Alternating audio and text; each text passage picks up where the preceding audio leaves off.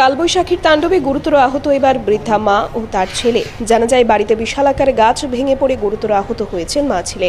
ঘটনা উদয়পুর মোরাপাড়া শাস্ত্রীজি কলোনি এলাকায়। মঙ্গলবার ভারী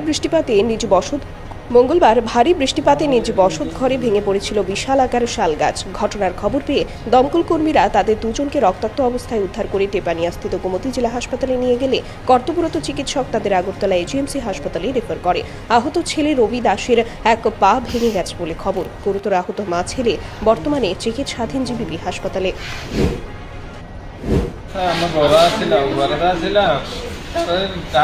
ডাক দিছি তারা করতে ঘরে আসলে তো নৌকো বেশি বাতাস আছে আর আমরা দাদা টোকা লাগে রাখছি তারা সেই ঘর ওই ঘর ঢুকে গেছে তারপরে তুফানে গাছটা উল্টে পড়ছে আর কি ঘরের ভিতরে। কি গাছ? শাল গাছ।